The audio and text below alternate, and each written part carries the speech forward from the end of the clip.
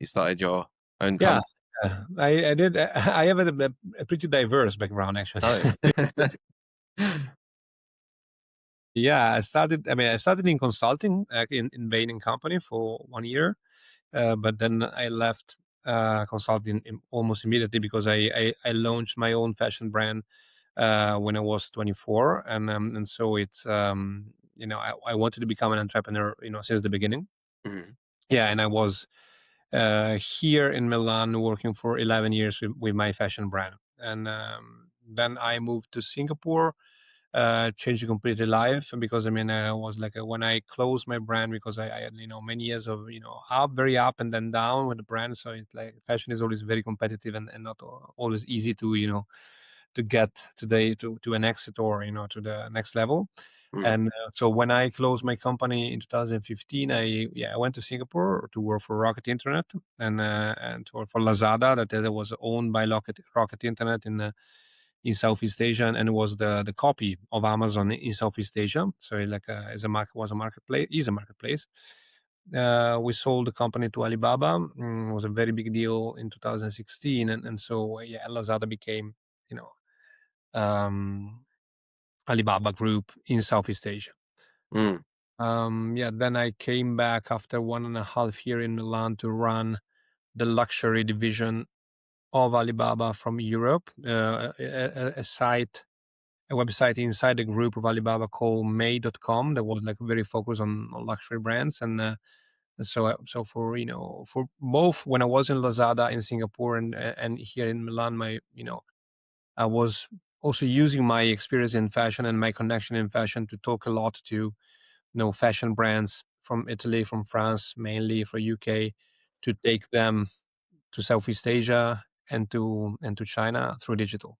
So Mm. it was like a different way to work in fashion, and you know a very good school for me to learn tech because Rocket Internet in those years were like one of the best place globally to at least out of US to to learn tech quickly. Mhm. Yeah, and then I changed it again a lot because I had a very big passion in politics. So Mm. I wanted to po- politics has always been one of my passions, and I was doing a lot of politics as a voluntary service at the beginning for the Democrats in Italy, and then it happened for me to be to run for office in 2018, and even it was the first time ever, and I managed to win, and I became an MP in Mm. 2018. So I left Alibaba. I left Alibaba because it was actually also not my cup of tea because I've never been a manager in my life. So those 3 years, yes, but it's not mine. And I've been a politician for 5 years. Yeah.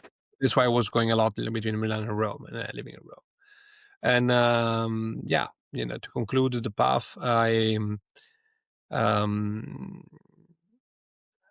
I didn't want to take care about everything in politics because when you are there, you have different chance, to do different stuff. But I was very focused on business development, on innovation, venture capital, startups. Also because Italy, was that time much behind compared to the other European countries in terms of tech investments, in terms of venture investments, and so on. And so that was one of my main focus, and we did pretty well. Italy in the last 5 to 6 years, became more venture capital friendly, and the government put a lot of money into the system, and to drive this. And so happy at least that we've done some little step in the process.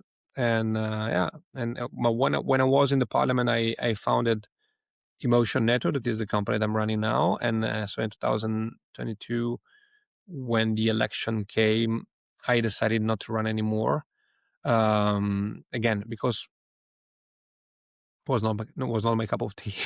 I've always been I'm an entrepreneur, so when you Mm. are an entrepreneur, when you're a founder, you can maybe start up again 10 times and you never, get bored. But I mean, if you do something that is not yours, I mean, you have everyone has to know, should know, what's good for you, So it's like and Emotion Network was a very, very, ambitious plan, and we got, investments. So I prefer not to do the two things together, to be a politician and to be an entrepreneur in the same time. Even if in Italy you can, maybe in UK the rules are different, but in Italy you can be, two things together when you are in a parliament. And but yeah, I left and I'm managing my company now. Yeah. Wow, yeah, you've been on such a journey. When I was reading your bio, I was just like, wow, this guy's done a lot in such a short time.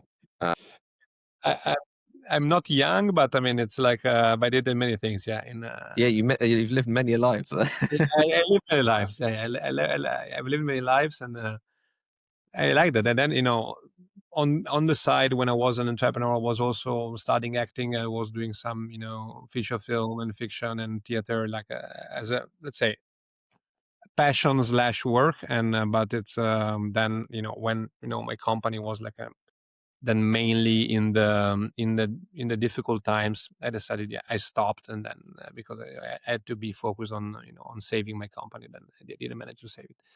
And here we are. Yeah.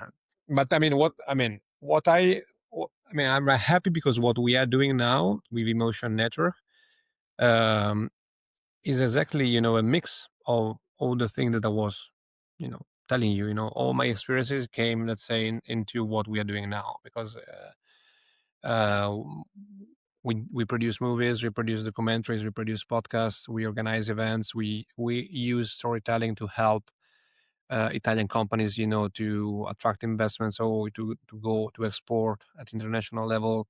We use storytelling, to spread the culture of Italy. So we do something that in some way is at the sweet spot between, media, education, and events, but with a goal to have with a goal to have a positive social impact, with a goal to, to, we say, unlock the human potential. And in some way, this is also for me as a political angle, like in a broader way, not let's say, in a law-making way, but in a broader way as a political good impact, for the country or for the people. yeah, that's really interesting because I can see how the emotion network has roots in a lot of what you've already done and experienced. What was the jumping off point? What was you mentioned the positive impact, unlocking um, uh, the human power, let's say. Um, what was because it sounds like you started this whilst you was in Parliament, which is very unique. Everyone's in Parliament running or elected as an MP, and then goes, you know what, I've got this idea. But how did it stem from? Where did it stem from? Was it your experience in working with those companies and kind of helping Italy out from the business development angle? Was So yeah. uh, it's the when I was in the parliament and I saw that, you know government usually don't do what they should do, in terms of pushing the country, in terms of attract investment, in terms of, using the government tools and the government money to do, you know a bigger push to export, or, to the culture. No, some govern more, some countries more, some other less. But I mean, I'm always in all the jobs that I've done in my life, I've always been very, very, conscious of the power of storytelling and the power of connecting people.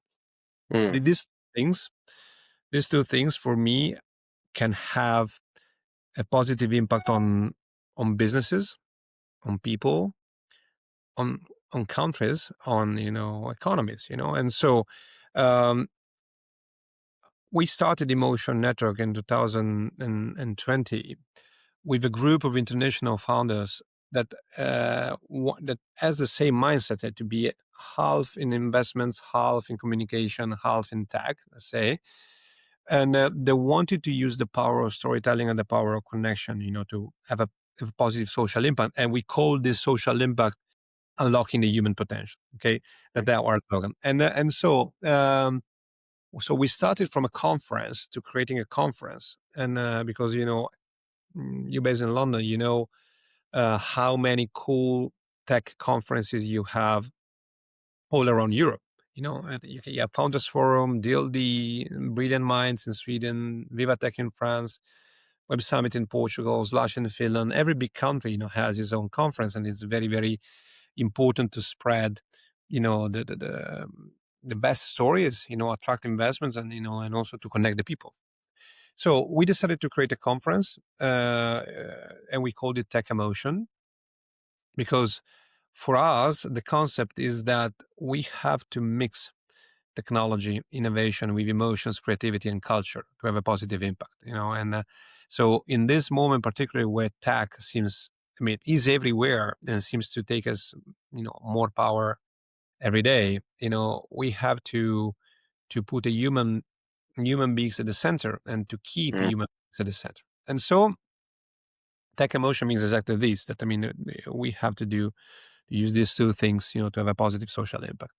And so we started organizing this conference in February 2020 to do that in October 2020. But after 2 weeks, COVID came, and so it was impossible, of course, to move forward.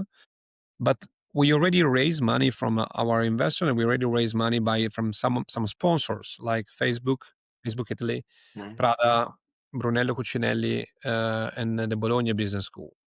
And so we said to ourselves, instead of doing a virtual event, instead of giving the money back, we said, why don't we start producing content as a movie producer, as a production company, to reach the same goal, that is the unlock the human potential. And we produced a docuseries, a 6-episode docuseries called Tech Emotion, Mhm. uh, Empower the Human Potential. And we had a chance to invite great speakers inside this, because we had Sheryl Sandberg from Facebook, Mark Benioff from Salesforce, the CEO of Formula One, Stefano Domenicali, Lorenzo Bertelli from Prada, Mr. Brunello Cucinelli, the Dalai Lama himself, like Patricia Urquiola. So we invited 27 great leaders in different sectors, different ages, very diverse, to be part of this docu-series and to use 6 episodes, 30 minutes each, to spread this message that we want to empower the human potential. We're using tech and emotion together. And we sold it to Sky and to Rai, that is the Italian national broadcaster, and also where it was a very, very good success. And was our first project as a producer. So we Mhm. said, okay, we saw how we like to produce content, how we were good in producing content, but mainly we saw how these values, how these messages can attract great talents, great leaders, easy. So Mhm.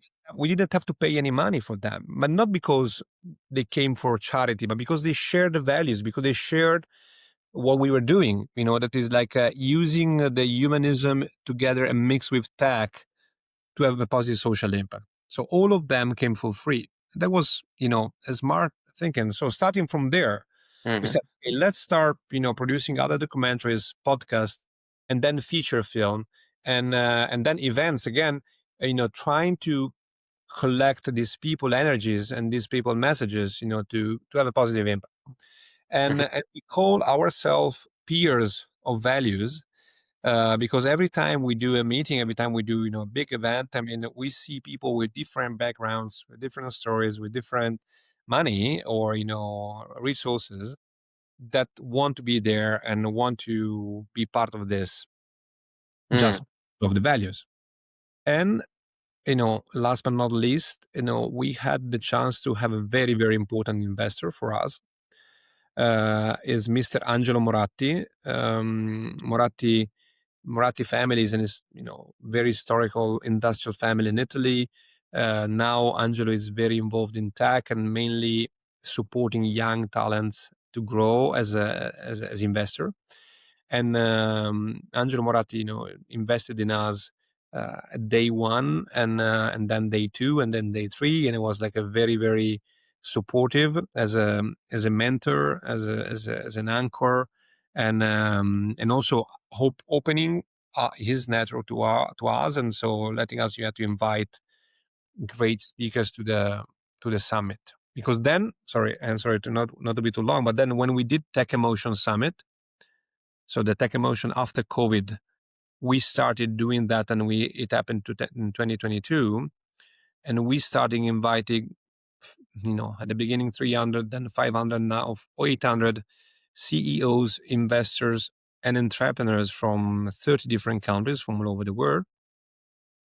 And we had great speakers also, thanks to Angelo Network, to our network, to everyone, for the same reason I was mentioning to you before. So we had people like Howard Schultz from Starbucks, or Mark Benioff, or Kevin Mayer from Disney, Dick Costolo, the former CEO of Twitter, or Sheryl Sandberg, or Philip Stark, or Massimo Bottura, or Philip Hildebrand from BlackRock, Patricia Chiora, the designer. So we mixed a lot the talent coming, and they came for the same reason that I was mentioning to you before. So to be part of a community, to be part of the network with the same values that want to be shared. Yeah, that's incredible, Mattia. I actually come from an exhibitions and events background. So before I started in Onda, I was running events for some of the bigger names out there for loads of industries that I wouldn't have otherwise got into, like shipping, plastics packaging. So you learn how industries are run. And I think now with AI, Yeah. especially, there's this feeling. I think there's on one side the balance, isn't it? It's like there's the great potential of AI, but I think there's also the fear of the lack of sincerity or genuineness that comes from everything being replaced. I think a lot of people look online nowadays and they think, was this post done by AI? Is most of social media done by AI? Is Yeah. any me reading this? And it kind of like there's a book on it where it talks about the flattening, the technology, like the flattening of um, emotion, because what we have is imperfections, and when AI writes, it writes, uh, very bland, let's say. And I'm sure that will improve over time, but I think the underlying emotions of it, and kind of to your point, with tech emotions, is that connection is at the forefront of that, I believe, anyway, which is that how do you connect and bring people together? And it sounds like you've started to do that, and you've gotten some massive names on that. Have you, for yourself, experienced that when it comes to technology? How do you see it then, moving forward with these companies, and what's your part to play in it when you're bringing these people together? You know,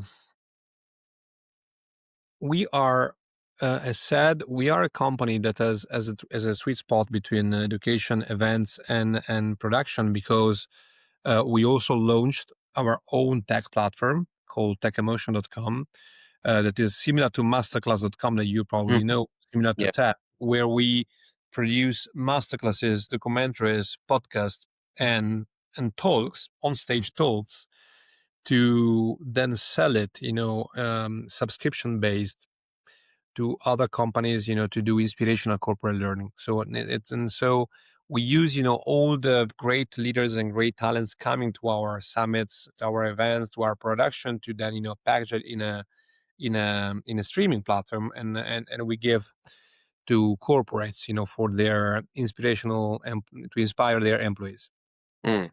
And so doing a sort of education that is less technical and is more horizontal and going into the inspiration of the people. And so if you mean ourselves, that's our, technology business. Mhm. And but we are not, let's say, a tech company. So we talk a lot about tech in Tech Emotion as a summit. We use technology for the movie production, for the content production, and I'm sure that we will do that more and more, because we have to, and we have our tech streaming platform. But I see ourselves much more as a media company than a tech company, let's say. And but I mean, we are also, we have a good angle of seeing the evolution of technology Mhm. through through the Tech Emotion Summit, because of course every year we have more than 50 speakers, and in these speakers we have people that is, very important venture capitalists, like Fabrice Grindal or Jose Marin, one of the best, angel investor and venture capitalists in the world, or George Coelho from Balderton Capital, or Anne Glover, one of the first venture capitalists in the history of UK. And so we are really happy that we can have the chance to speak with people that is very, very, expert on their field. And in the meantime, we also have very good conversations with the best startups that can be Silicon Valley startups, UK ones, Nordics one, or Italian ones, because in our summits, in our production, we always try to mix, the best experiences and solutions in the most diverse way. So, and this is confirming what we think that is really at the soul of our job. So that technology is growing, so fast, and will be so important, for the future and as for the present, and but cannot be alone, and there will be always a sort of the philosophy of a human being inside, and this can be, related to religion, can be related to every day of our life, or can be related to climate change, or in the impact of AI in healthcare. So I'm optimist. I'm a positive, let's say, guy, and so I think that in the short term, the kind of evolution that technology is having now can be complicated. Can be complicated mainly for the workforce, and for the destroy, how it's going to destroy, many, let's say, many jobs, and it will be a problem for all of us. Uh, so I think that sooner or later there should be an answer done by the governments, in terms of, saving the people that are, losing those jobs. And but in the other side, on the other side, I'm positive, for the impact that Gen AI can have in many crucial sectors in of life, and mainly two of them. So the healthcare and climate change. So the only way we have to, fight and win cancer, or fight and win the climate change, will be through AI, and it will be sooner or later will happen. I'm sure, But so I'm positive in this. Yeah. So one of the points you mentioned, you talked about storytelling being very impactful.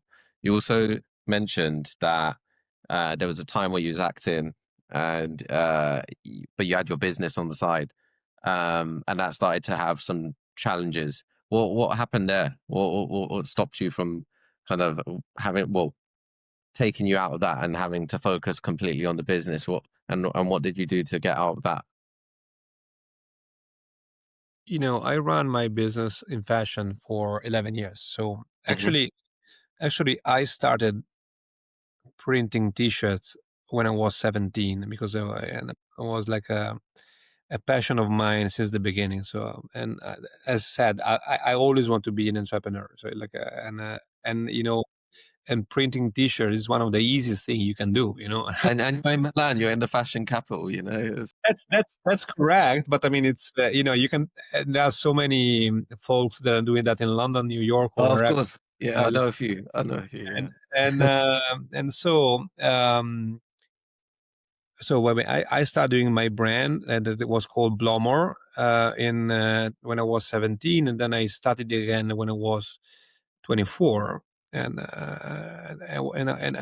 I started selling, t-shirt with the name of the most important cocktails, with written like Mojito, Cuba Libre, Negroni, Gin and Tonic, and so on. So it was an easy idea, was very successful, Mm. and I started making a lot of money immediately. So like that's why I quit consulting. I say, okay, I mean, I want to go on doing my own business, and so and for 2004 until 2011, I happened for me to reach something like 5 million euros revenues. That is not huge, but starting from scratch and printing t-shirt was good. Mm. And in those years I was also acting. So acting was one of my passion, and I Yeah, I did, a few films, a few fictions, a few theaters played, and it was something that passioned me a lot and still passions me a lot. So, um, when in 2011 we were at the peak with our, growth, I didn't know there was a peak, but it was a peak. And I also got an offer, to sell a part of the company, and I didn't accept because I said, "Oh, next year will be better."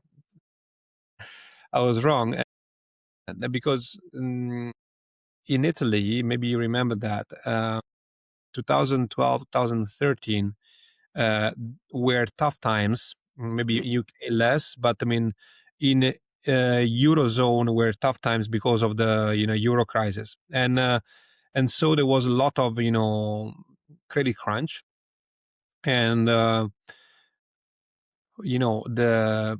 fashion, it's easy because you can start with no much capital, but it's also very competitive and Mhm. very dangerous, and very very dangerous for um, let's say the people you are talking to. I Yeah, yeah. mean, there are too many shops that open and close, open and close, open and close, and so in a moment where there was a credit crunch, there were so many stores that were failing or just closing the door and and disappearing. And so I found myself, with 1.5 million euros that were like not possible to take back. So like a credit that I had from the store, but I didn't get it back. And so I had the financial difficulties, and in the meantime, my business was no more so in a hype as the years before. And so if you put together a financial crisis and together with less hype, revenues going down, difficult to get investors, and so I had to close the company. And so the reason why and so when I the reason why I stopped acting, it was like because when in 2015 I closed Blowmore, it was my company. uh, I had to restart again my life, Mm. and I and then, but let's say I was not a, a good actor enough to make that as a probably as a job, and at least to earn enough money to do that. And so I decided to go to Singapore and start again in Singapore and working for Rocket Agent, as I told you. And so that's why I left then my passion in acting, Mm. because and one of the um, good things in my life, but also sometimes also the bad thing, that I had many passions, and so Yeah. I follow different things. And so I went to Singapore. Then, as I told you, I was back again in business, and then Lazada was a good success. Then Mm. Alibaba bought us, and so I didn't have any problem of money. And so and when I came back, I went into politics. So as I told you, and my acting career was like left. And but now that we have Emotion Network, we are in some way back in that Yeah. business. We are producing movies, we are producing documentaries, TV formats. So that's why it's good for me to be back in that industry in a different role, and more Yeah. senior, and appreciating a lot. Yeah, it's crazy. Like you just mentioned there that you just went out, did a documentary, and you sold it to Sky TV. That's just so left to me. Like that's so out of the box thinking to just do that. What inspired that? How did you even come up with that idea? Did it happen naturally, or was it more like a plan you had? Oh, it's no, that was natural. I mean, when you are in production, in audiovisual production, you don't have too many people to sell your stuff. It's like now there is more competition, at least, but I mean, the main discussion you do that with Sky, with Netflix, with Prime Video, with Disney, with Rai in Italy or BBC UK. So, but you have like a Warner Bros. But I mean, you have like a 7 to 8 final, broadcaster that has to buy or not to buy, and Yeah. so When we did it, the reason why we went to Sky is that, I mean, one approach that we have with emotion network that we had in that moment, what we still have, that we know that we are. I mean, now it's 4 years, so maybe no more, but we know that we are the last comer, and so every project we have, we prefer to share it and to share costs and revenues with someone that is more experienced than us, bigger than us, and stronger than us. And so, in when we did the first series, we selected, you know, one important production company, and so we did this project with them.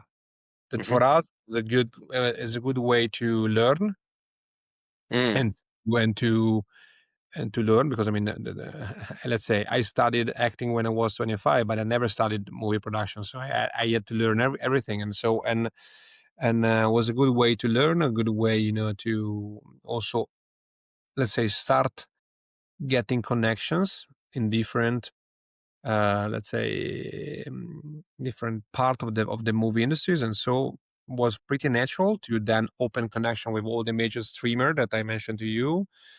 Mhm. But yeah, was so let's say was easy because we decided to partner with the right people, and Yeah, yeah, it's, Alex, it's connections are very important. That's why we we called ourselves Emotion Network, and that's why we organize a conference like Tech Emotion, where we want to connect the people. So it's so many things in life happen because you have the right connection, and it could be related to your partner in life, or your partner in business, could be related to your future in any fields. You know, to make your connections valuable, but you must have something valuable, to say or to sell. Because I mean, if you go to, the very good, connection without anything, valuable, or something that is, bad or bad in yeah, terms of is bad in terms of quality, I mean, you don't go so far. But I mean, if you have something that is, strong in terms of values, even if you are small and new in the business, but you are, clean and transparent and with a good vision, I saw that it works. yeah, for sure. I think that's the power of connection. But yeah, you have to bring value to the table in some shape or form or capacity, right? Yeah, Otherwise, yeah, it's going to be hard to just come with empty hands. So what's the future of Motion Network? yeah, What to do? Because you're juggling quite a few balls in terms of you've got a yeah. podcast, documentaries, movies, events. In this moment we are, we were producing, nice movies. We announced at Tech Emotion Summit that we are producing a feature film on Sergio Marchionne, that was the CEO of Fiat and Chrysler, the one who purchased Chrysler and saved Chrysler. So it's a big feature film, at least Mm, big for the Italian budgets, and it will be our, I don't know if the first, because in the meantime we are also working on, two other feature film and two series. But I mean, we are doing five different projects at the same time, and so we'll see which will be the first one coming out. mhm, And um we will go on doing product, for sure. We will go on doing production of documentary, production of podcast, production of TV format, and mainly feature film and feature series, because we say in our slogan that we produce stories to inspire, educate, and entertain. Because we know, when I say that I believe in the power of storytelling, means that I believe in the power of stories as a way to educate and to inspire the people. mm. There are too many things, on the social media or in the kind of communication we get every time, that's, that is not available, as said. And so we try to use this role of a media company to have a positive impact, and to, let's say, try to educate everyone in any field. You can educate through documentaries or doing entertainment. You can do that through a TV format or not. We just launched TV format on RAI, the Italian national Oh wow. broadcast, uh, Okay. Yeah. and we just launched a TV format called Inside the Talent, where Yeah. where we interviewed in a form of a masterclass format 10 talents that are maybe actors, actresses, singers, influencers, sport people, so very pop, to inspire under 35 people watching that. Hmm. Why? Because I mean, we believe that there is a power of stories of other people, like the interviews that you're probably doing in your podcast that is very helpful, to, get a positive impact on other people's life, in terms of growth, in terms of, and it's a different way to, to use the power of storytelling.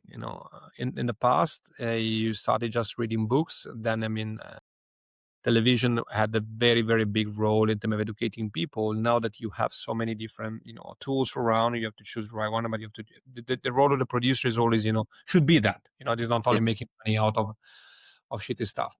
And, Yeah, and there's a lot of stuff out there, isn't there? And it's about being able to amalgamate and curate uh, exactly. that for the interest of the audience, which is really important.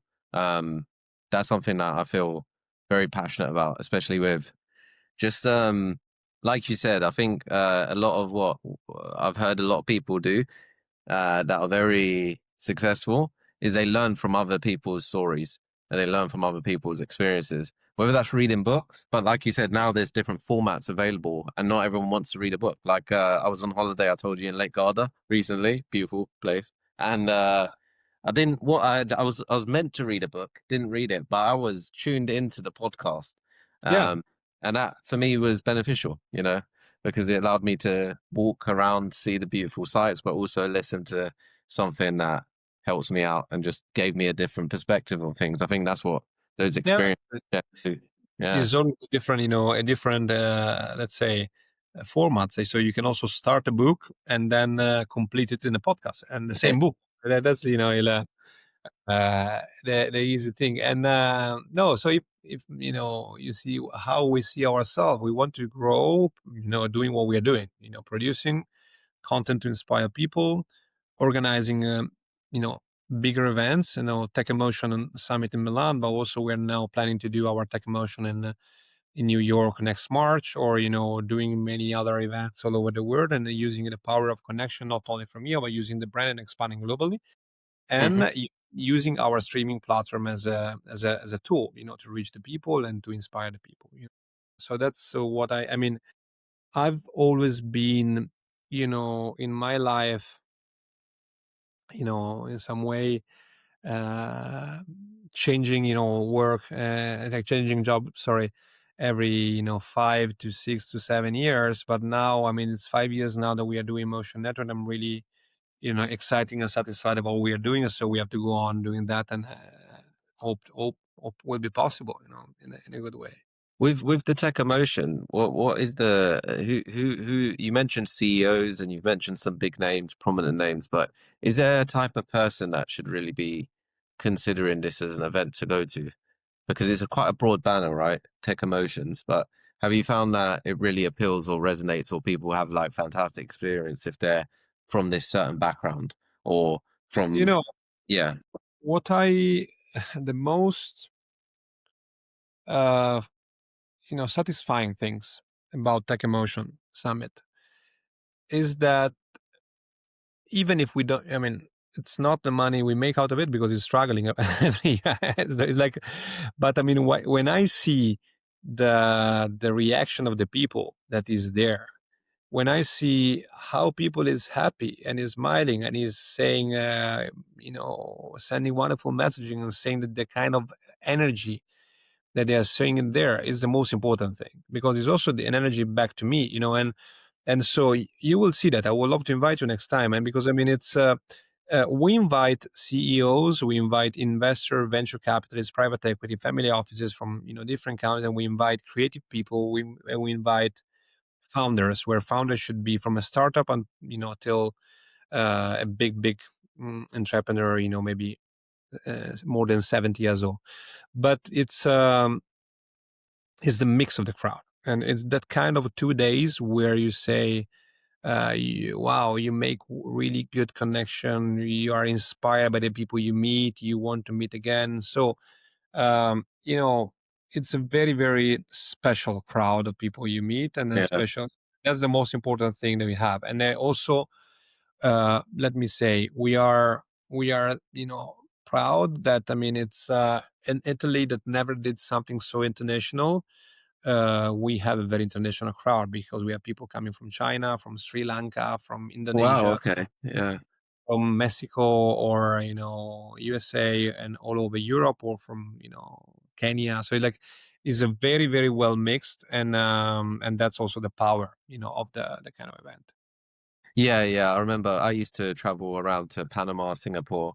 We had what we called peripatetic events, which was a word that I only know because of the fact that it means an event that moves location year on year. And the beauty of that was that you got to, one, go to beautiful locations, but two, meet some really interesting characters and connections that you would otherwise never Exactly. yeah.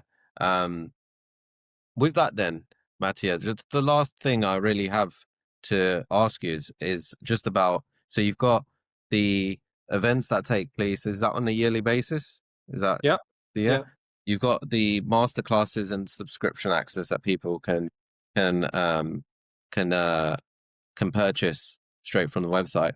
Yep. Outside of that, you're doing podcasts. So the podcasts you mentioned, is that part of the subscription, or is that somewhere that people can find this content and information?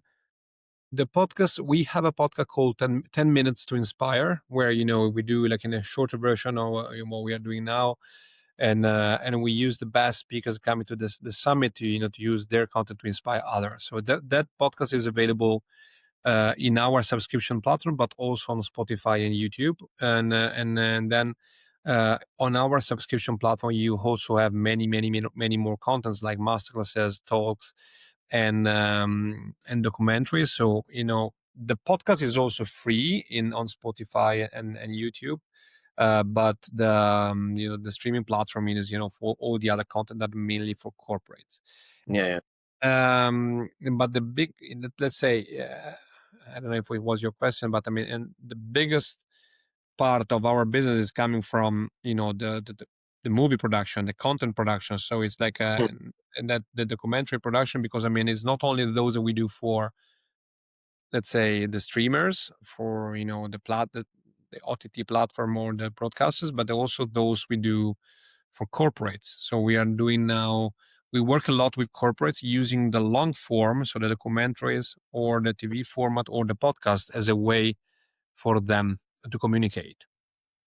Because Interesting. it's a moment where we see the market asking more, and so we don't want to go into the competition of 30 seconds advertising because there are too many out there. But I mean, it's want to use our capabilities in this, do this kind of storytelling on to using a long forms, to help company to. What's an example of that? That's a company. I mean, we did a documentary film on Genoa Football Club that is, called Genoa Whatever and Wherever. That is, it's a story of a fan base of a football team that never quit supporting the team if the club never win, and Yeah, that is as entertaining, but it is also a movie that has been commissioned and sponsored by the football company, let's say, and so to use this as a way to communicate with their fan base. And we distributed, we took it on theaters, and we had more than 20,000 admission, and we took it on Prime Video, and we had more than 100,000 unique streams. And so we do that for Genoa. We're doing now one documentary series for Fendi, the fashion brand, for their 100 years old birthday. We are doing, we did three podcasts for two banks, a limited bank and Banco Desio, and now for a group called Team System. We did a podcast for Microsoft. So we used our capabilities in documentaries or a podcast or in a video podcast as a way to help companies to communicate in a more emotional way, in a more detailed way. yeah. I think it's really powerful, especially just to go geeky for a second. But the social media algorithms are doing a good job of being able to pass the information onto the right people. So I think before it was much more of a B2C play, but now B2B companies Yeah. because they've got such niche audiences and they're not like they're not worried about mass as much as B2C businesses are.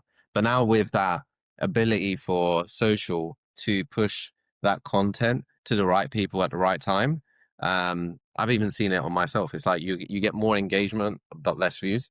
So that means that the views you are getting are more inspired by the piece of content you're putting out. So for the banks you mentioned, even it's really powerful for them because it will get seen by the right people.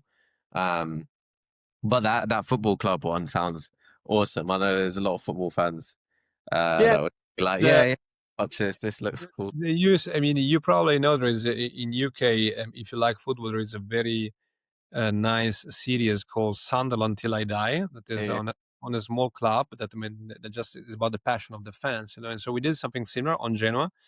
Genoa is the oldest football club in Italy, one of the most passionate. No, probably the most passionate compared to the wins. Like never wins, you know. It's like it's really very a very passionate fan base. That's why I had people, you know, that went 5 times to the theater. People that never went to theaters the last 20 years, they said, I went back to the theaters to see the documentary on Genoa. And so we're doing now a bigger thing on Inter Milan. And so we use also sport a lot as a content to inspire people because we believe in the power of sport to inspire people. yeah. No, I agree with. There's a lot of team ethics and work ethics that I think sport do very Yeah, well yeah, at providing as a definitely in business. I feel like business is a sport to some degree. You need to be fit, you need to be healthy, you need to look after yourself because that allows you to operate yeah. at higher RPM. But it's great to hear that there's a place that for those who are just wanting to dip their toe in. I love the name, the 10 minutes to inspiration. I think for the attention span of a lot of people these days, that's Yeah, probably that's it. bang on the money, and it's available on Spotify. So I think a lot of people will just go there. I'm gonna check that out for sure, Have a look. Mattia. Have a look. And Yeah. definitely the emotion tech. The next one, you have to send me an invite because I'd Uh, love to come through. Yeah, no, I will send you so you can have, yeah, you can see with your own, you know, eyes how it is and connect with the people. And we also do probably like a smaller event in London in October. So like I will let for, you know. yeah, I'm down. I'm down.